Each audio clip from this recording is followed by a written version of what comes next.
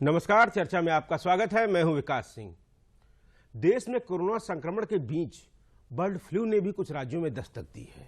हालांकि उत्तर प्रदेश में अभी इसके मामले की कोई पुष्टि नहीं हुई है, लेकिन पड़ोसी राज्यों में इसके मामले मिलने के बाद प्रदेश में हाई अलर्ट कर दिया गया है। क्या कुछ तैयारियों की जरूरत है, कितनी सतर्कता की जरूरत है बर्ड फ्लू को लेकर, आज हम चर्चा करेंगे। चर्चा में हमारे साथ जो मेहमान हैं उनका आपसे परिचय करा देते हैं। हमारे साथ हैं पीएन द्विवेदी जी, वरिष्ठ पत्रकार। आपका चर्चा में स्वागत है द्विवेदी जी। इसके साथ ही हमारे साथ कुछ और मेहमान भी जुड़ेंगे, लेकिन चर्चा की शुरुआत हम आपसे ही सबसे पहले करते हैं। द्विवेदी जी, जिस तरीके से कोरोना संक्रमण देश में चल रहा था, पिछले लंबे समय से देश एक महामारी से जूझ रहा था, इसके बाद अचानक से बर्ड फ्लू ने जो दस्तक दी है, अपने देश के कुछ राज्य हैं, 5 राज्यों में अभी पुष्टि हुई। गनीमत की बात यह है कि उत्तर प्रदेश में अभी इसका कोई मामला नहीं पुष्ट हुआ है। किस तरीके से देखते हैं आप, कितना बड़ा संकट है ये? ऐसा है विकास जी, देखिए, उत्तर प्रदेश ही नहीं बल्कि पूरे देश भारत की ये चिंता का विषय है। उसका कारण है कि अभी पिछले 30 सितंबर को भारत ने अपने को बर्ड फ्लू से मुक्त घोषित किया है। ऐसे में बर्ड फ्लू की ये आमद जो है 5 राज्यों में, हरियाणा में, हिमाचल प्रदेश में, मध्य प्रदेश में, केरल में, ये जो हुई है, उसको लेकर के केंद्र सरकार ने पूरी सतर्कता जारी कर दी है और सभी राज्यों को कह दिया गया है कि वे अपने को इस बर्ड फ्लू को देखते हुए सतर्क रखें और विशेष अलर्ट जारी करें। इसी के मद्देनजर उत्तर प्रदेश में भी सतर्कता का विशेष निर्देश दिया गया है। मुख्यमंत्री योगी आदित्यनाथ ने आज ही अभी कुछ देर पहले मीटिंग करके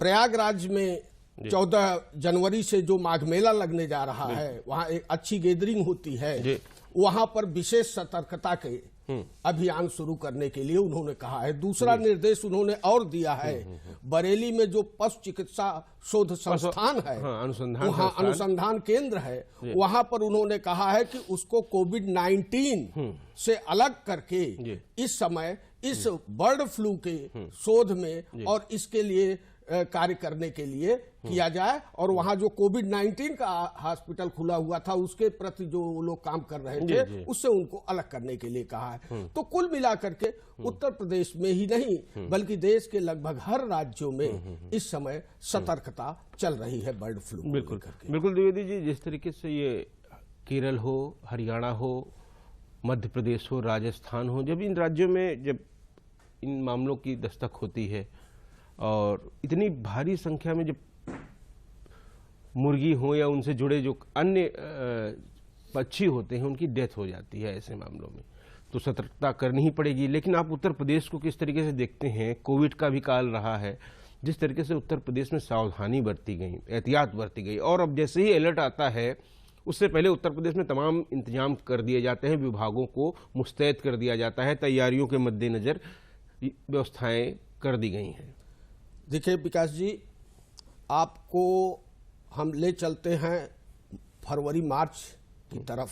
पिछले वर्ष जब कोविड-19 की एंट्री भारत में साउथ में पहले हुई थी, तो ये बात सामने आते ही उत्तर प्रदेश की सरकार ने तत्काल पूरे प्रदेश में, पूरे राज्य में अलर्ट घोषित किया था और हर हवाई अड्डों पर बाहर से आने वाले विमानों के जो यात्री थे उनका बाकायदे जांच शुरू हो गई थी। और पूरे कोरोना काल में जिस तरह से उत्तर प्रदेश की सरकार ने कार्य किया, किस तरह लोगों को सुविधाएं, लॉकडाउन के दौरान छात्र फंसे थे प्रयागराज में, कोटा में फंसे हुए थे, सबको लाया गया और विशेषकर श्रमिकों को जिस तरह लोगों के अपने घर तक पहुंचाया गया और जांच के मामले में तो शायद उत्तर प्रदेश देश में नंबर 1 पर रहा। तो कुल मिलाकर के राज्य सरकार ने इसका बड़े अच्छे ढंग से प्रबंधन किया और काफी नियंत्रण। इतनी बड़ी आबादी, देश की सबसे बड़ी आबादी होने के बावजूद उत्तर प्रदेश में कोरोना का संक्रमण काफी नियंत्रण में रहा।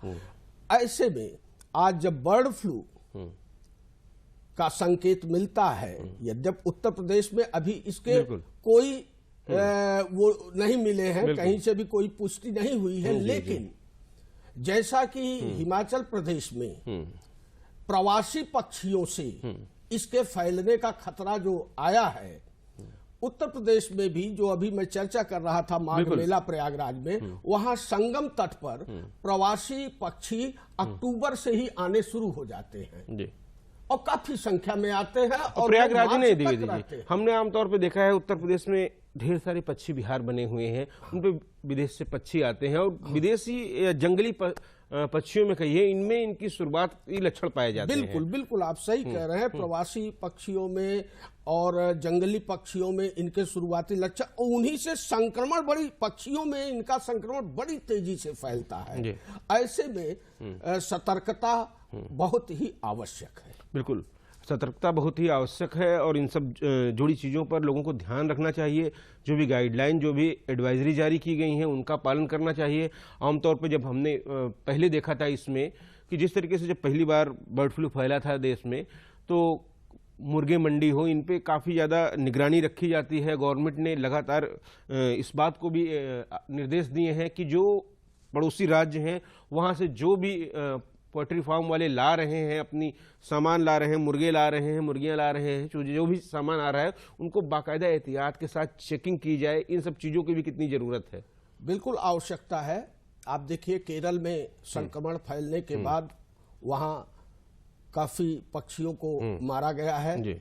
मध्य प्रदेश आपका जो पड़ोसी राज्य है, वहाँ पर कई जगह पर प्रतिबंध लगा दिया गया है मुर्गी के अंडों पर और ये सब चीजों की बिक्री पर।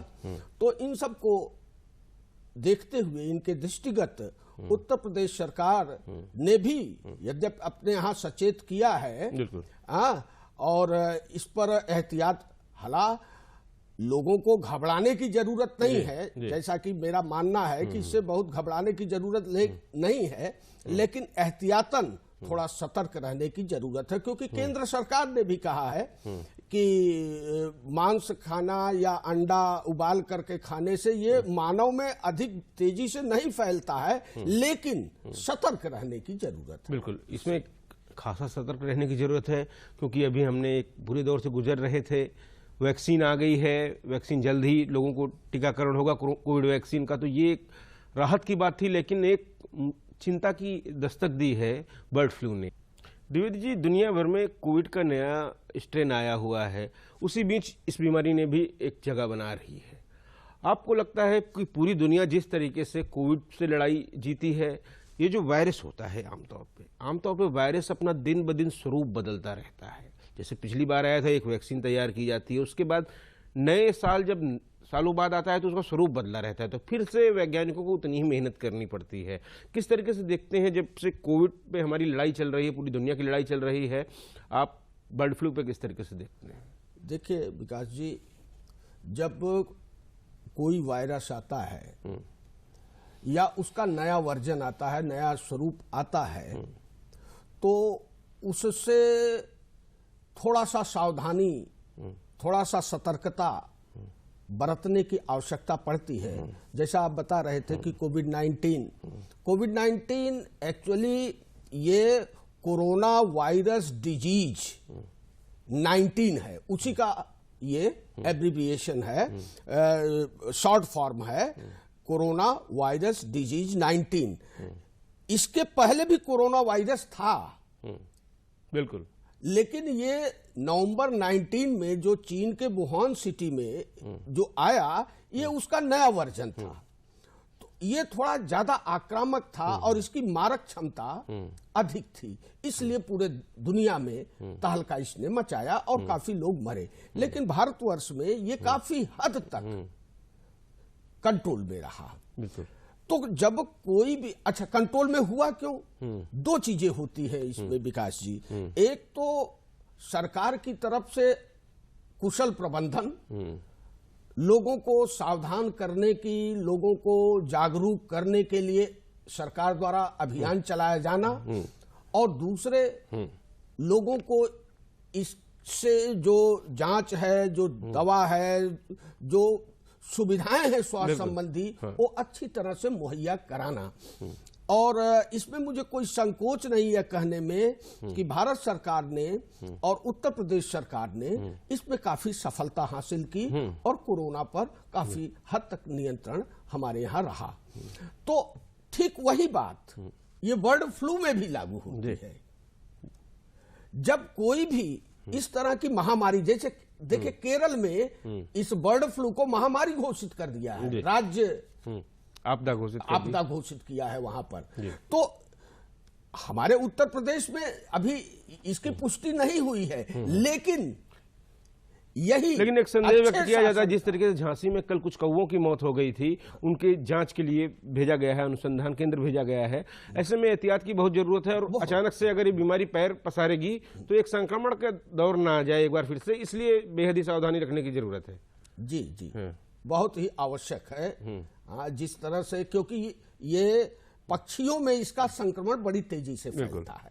द्विवेदी जी, इस बीमारी में भी, बर्ड फ्लू में आमतौर पे लक्षण वही होते हैं जैसे कोविड में पाए जाते हैं, तो ऐसे में एक विशेष एहतियात की जरूरत है। हमारे जो भी देशवासी हैं उनको इस बात का ध्यान रखना होगा कि कोविड की वैक्सीन तो जल्द ही मिल जाएगी, लेकिन अभी इससे भी वैसी ही सतर्कता बरतनी होगी आपको।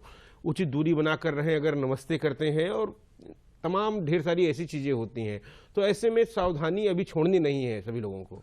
देखिए विकास जी, कोविड-19 ने हमारे समाज को, वो जहां एक संकट था, वहीं उसने एक बहुत बड़ी सीख भी दिया है। उसने बहुत बड़ी सीख दिया है। जहां हम आधुनिकता की दौड़ में अपनी संस्कृति से काफी दूर होते जा रहे थे, कोविड-19 ने हमें काफी कुछ सुझाया है कि हम सफाई रखें, सामाजिक दूरी बनाए रखें, लोगों से हाथ मिलाने की जगह हाथ जोड़ें। यानी वायरस का संक्रमण, कोविड-19 भी वायरस है और बर्ड फ्लू भी एक वायरस ही है। ये भी संक्रमण तेजी से फैलता है जिस तरह वो फैलता है। तो कोई भी वायरस होगा, अगर उससे हम सावधान रहेंगे, सचेत रहेंगे, एक दूरी बनाकर चलेंगे, सफाई रखेंगे, तो हम उससे निजात अवश्य पाएंगे। आमतौर पर पिछली बार देखा ये गया था, जब भी ये संक्रमण होता है, आमतौर पे मुर्गों के दाम काफी ज्यादा कम हो जाते हैं। आमतौर पे 150 से लेकर 200 रुपये तक बिकता है, और अचानक से मंडियों में 20-20 रुपये तक बिकता है और कोई लेने वाला नहीं बचता है। इस तरीके के तमाम वो चीजें होती हैं, क्योंकि इस दौरान चिकित्सकीय सलाह होती है कि आप इन चीजों का सेवन ना करें, अंडे का सेवन ना करें, क्योंकि जब इनमें होता है तो इनसे इंसानों में आ जाता है। अगर इंसानों में आ जाएगा तब एक बड़ी दिक्कत हो जाएगी। कैसे देखते हैं आप इसे? बिल्कुल सही कह रहे हैं विकास जी। क्या है, सावधानी और सतर्कता ही कुछ चीजों से सबसे बड़ा बचाव होता है।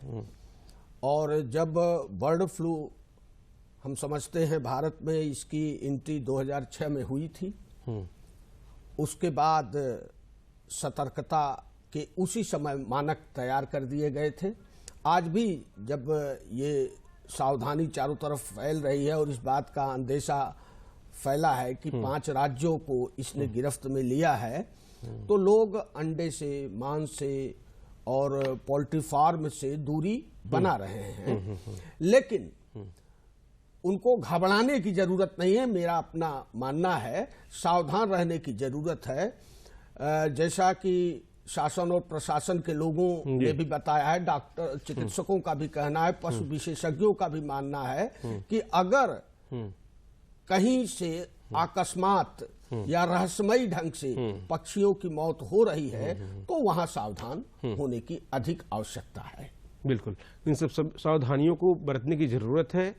बिल्कुल डबल अटैक हुआ है हमारे देश पे। जिस तरीके से अभी तक हम लोग दिक्कत में थे कोरोना संक्रमण को लेकर, एक लंबा लॉकडाउन झेला, और इस तरीके से अगर देखते हैं तो इन सब चीजों से भी व्यावसायिक रूप से भी असर पड़ सकता है। तो तमाम लोगों की जीविका उन सब चीज़ों से चलती है। तो वहाँ पर डॉक्टरों के द्वारा ये भी एडवाइस की गई है कि किस तरीके से उनको भोजन कराया जाए, जो दाना दिया जाता है वहाँ पर स्वच्छता के साथ जाया जाए। तमाम ऐसे एहतियात की गाइडलाइन जारी की गई है। आप किस तरीके से देखते हैं गाइडलाइन पालन करना कितना जरूरी, क्योंकि आमतौर पर देखा गया है शहरों से लेकर गाँव तक मुर्गी पालन एक व्यवसाय के रूप में है और ऐसे में तमाम लोगों की इससे जीविकाएं जुड़ी रहती हैं। तो देखते हैं कि जब अगर वहाँ पे हम सावधानी बरतते हैं तो तमाम लोगों की जिंदगियों का भी सवाल है। तो इन सब चीज़ों को कितना पालन करने की ज़रूरत है? देखिए विकास जी, जब भी कोई आपदा आती है तो आर्थिक पक्ष प्रभावित होना स्वाभाविक होता है। और इस समय ये जो बर्ड फ्लू की संक्रमण का अंदेशा हुआ है, उससे भी ये आर्थिक पक्ष प्रभावी होगा, ऐसा इससे इनकार नहीं किया जा सकता है। जब पोल्ट्री फार्म से लोग दूरी बनाएंगे और अंडा मुर्गी इनका सेवन लोग कम करेंगे तो इससे इस व्यवसाय से तमाम लोग जुड़े हुए हैं वो प्रभावित होंगे।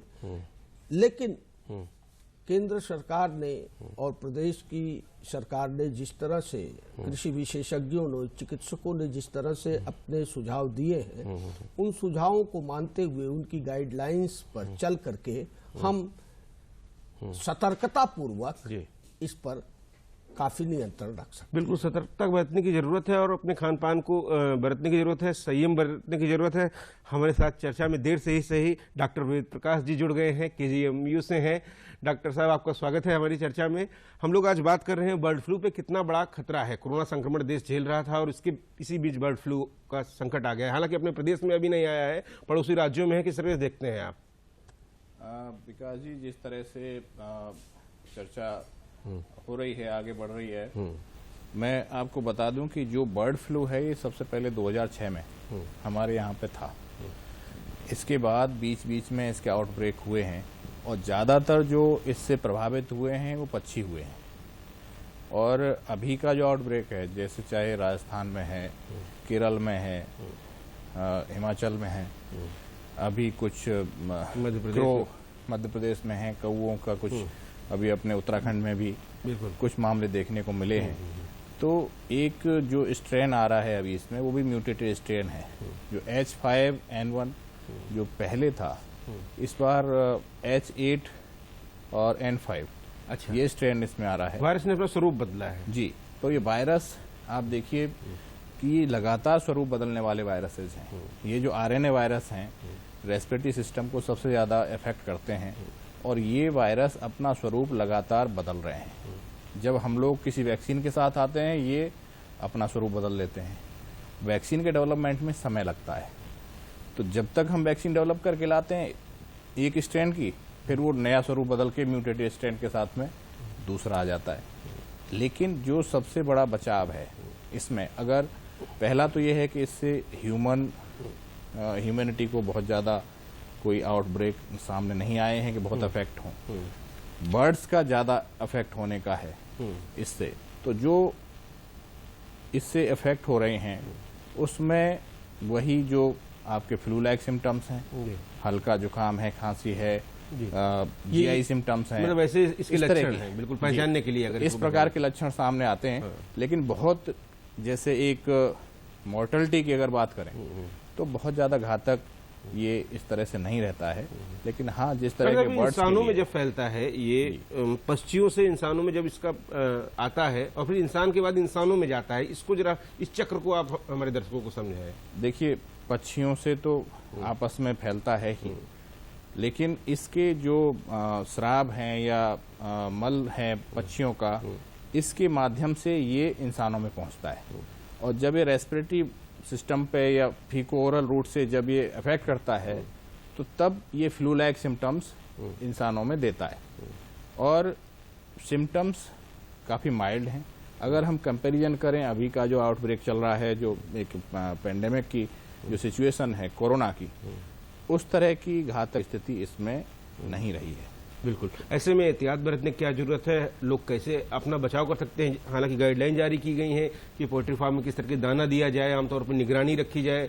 आप क्या बताना चाहेंगे कि क्या कुछ सतर्कता बरतने की जरूरत है अभी? देखिए, सबसे ज्यादा क्या है कि जो हमारे पोल्ट्री फार्म हैं या जहाँ पे भी पक्षियों की सुरक्षा की बात है या माइग्रेटेड बर्ड्स जहाँ पे जा रही हैं उनकी रोकथाम की बात है, तो इसमें ज्यादातर जो फैलाव हैं वो माइग्रेटेड बर्ड की वजह से होते हैं। तो उनको बॉर्डर्स पे रोकने की व्यवस्था, साथ ही साथ जहाँ पे ये फैल रहा है वहाँ पे उन पक्षियों को नष्ट करने की तैयारियां होनी चाहिए। दूसरा, इसी तरह से इसको कंटेन करने के लिए जो माइग्रेटरी बर्ड्स हैं इनको रोकना होगा, और तभी हम लोग इसको कह पाएंगे कि ये अन्य जगह ज्यादा ना फैले, जिससे कि हमारे पक्षियों को ज्यादा बड़ा नुकसान हो। डॉक्टर साहब, इसमें इलाज किस तरीके से होता है इसका? आप लोग क्या कुछ इलाज करते हैं? देखिए, फ्लू लाइक सिम्टम्स हैं, एलर्जिक रिएक्शंस हैं, जैसे वायरल, एक आम भाषा में एक आम तरीके के हर मौसम में जो बदलाव होते हैं उसी प्रकार की सिम्टोमेटिक इलाज होता है। कुछ मामलों में लंग्स के इन्फेक्शन या निमोनिया तक भी हो सकते हैं, जो कि इसके लिए घातक हो सकते हैं। बचाव हमारे लिए वही हैं जो यूनिवर्सल हैं और सबने सीख लिए हैं कोरोना की वजह से।